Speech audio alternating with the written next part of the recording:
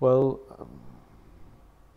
I think we don't have a magic wand that can make us foresee the future very clearly, in the sense that thinking about what would be the future cities, we have all the answers, and especially the clear path that will take us to a more fair city, to a more just city. However, following the question, I think that there are, I don't know, 5 or 6 elements that can help us, if we have these elements into consideration, that can help us to construct a path towards a better urban system, a more lively city, and a more just city in the future, or a better urban future, as you were saying. The first one is probably the concept of residence. So far, the idea is that the legitimacy to define and to decide the policies in cities is responsibility of the residents, in the sense of those that live more or less permanently in the city and are registered as such. So there are the legal residents, which are registered by the local authorities, and those, through the usual forms of representative democracy, namely voting, are the ones who can decide about who's ruling the city and a little bit about which policies are the policies that are going to be developed in the city. And I think that we have to enlarge a little bit this concept, which means that not just, let us say, the long-term established residents have to be involved in this process, but also the other categories of people that you have mentioned. Let us say long-term students, immigrants, people that work in the city for, let us say, 6 or 7 months or 8 months, refugees that remain in the city for, or asylum seekers that remain in the city for 1 year or 2 years, eventually more. They can also be part of the decision process of the city. So we have to combine more participative mechanisms, democratic participative mechanisms, with the traditional representative mechanisms. I think this is the first issue. So enlarge the concept of city user, or eventually better, not just city user, but perhaps city member. And the city members are not just the classical residents, but also the new types of residents in a more mobile society. And then join to this possibility of combining representative democracy mechanisms with new participative mechanisms, which go beyond, for instance, the usual participative budgets that Lisbon has. So we have to find other forms by which, inventive forms, by which these other groups can also participate in some point and in same way, or in a way, in the urban politics and the urban policy making, let us say. So I think this is 2 crucial issues. I don't know exactly what mechanisms we should have in terms of participative democracy, but probably things such as participative planning, for instance, decisions about some strategic elements, decisions that concern more specifically some groups than other groups, should also involve these groups in the decision-making process. So I think these are 2 conditions of building a better urban future. Then there is probably a third element, which by saying this, involving, or 2 other elements. By saying this, I don't mean that the long-term established residents don't have, let us say, or shouldn't have a broader possibility of participation. So maybe we can have different levels of participation. They don't have to be equal for all, but they have to respect all and involve all these groups of city members. The second thing is, by saying this, I don't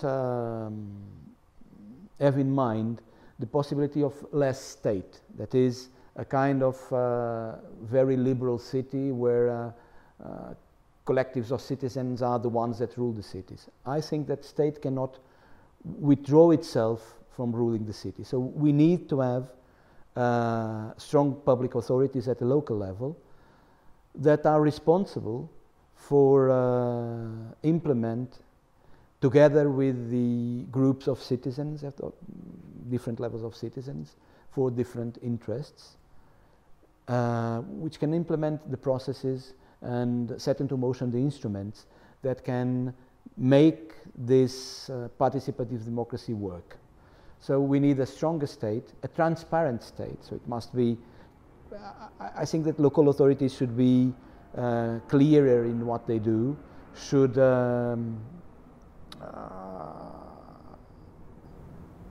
show to the citizens quite often what they are doing, and should call the citizens to pronounce themselves and to participate. When I use the term citizens, is not the residents or the classical residents, it's this idea of the city members. So the different types of city members, and the public authorities should call upon them in order to create these processes of participation. So I think we need stronger, more transparent, and with development of a more day-to-day relation with the city members by the public authorities. I think this is a third condition. We need a stronger local power, which is more involved with the citizens, giving back more in one sense, and giving more information, and opening more windows of participation to the various groups. I think this is the third element. Then there is perhaps a fourth thing. When we were talking about, or the examples that we're giving of the new groups that are city members, so when we talk about migrants, asylum seekers, tourists, students, etc., we somehow forget the old divides that fragment the society. So class divides, racial divides, for instance, ethno-racial divides. And I think we cannot forget these differences that exist among the people that live in the city.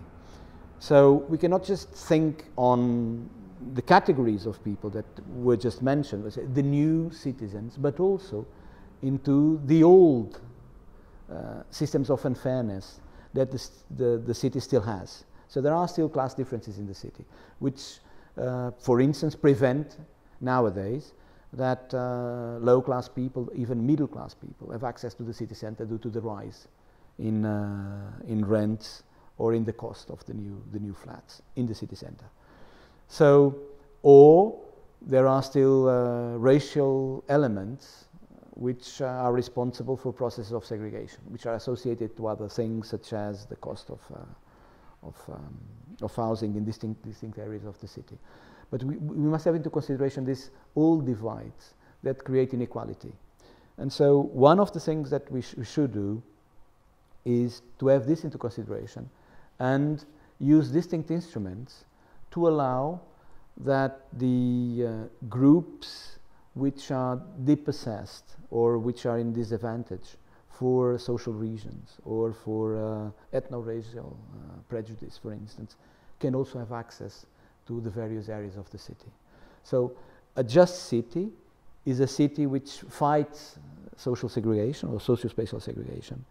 And it is a city that allows the different groups to be in the city. And this to be means that can choose somehow, because of course we are in a market economy, but the market economy should be controlled and frames in some ways. So this is not just a free ride. There should be a control to the economic processes, for instance, which rule the access to land and the access to real estate, in order to allow the more fragile groups and even the middle classes to have access to various areas of the city, and not just to be relegated to the, let us say, less accessible peripheries, or the areas which are sometimes known as no-go areas, or which are less privileged in terms of service offer, etc., etc.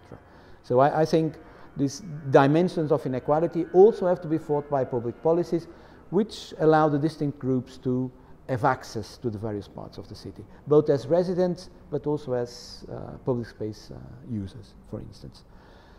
Finally, two last things. One is in a moment where transnational cooperation is very important, I believe that most big cities should share their experience in terms of, for instance, participative democracy. Cities must learn with each other. So they must share experiences of what works, what fails, in terms of the promotion of new mechanisms that allow the access of these new groups to the policy making in terms of the city.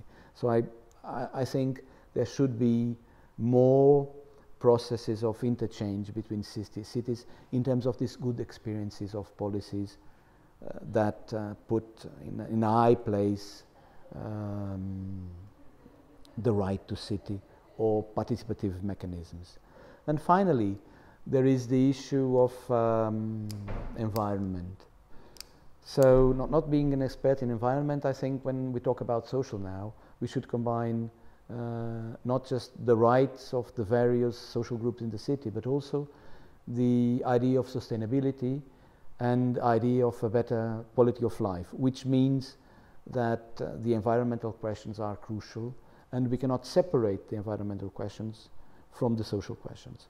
To do this is an absolute mistake, because if we separate them, we allow that the unfairness of the city, if we just have, let's say, an environmental policy, at a certain point maybe we have a greener city, but greener only for some people and not for everybody. On the other way around, if we just do a social policy, we can have an interesting and more fair city, but at the same time a city where the environmental conditions are downgraded strongly, and this is not good for anyone.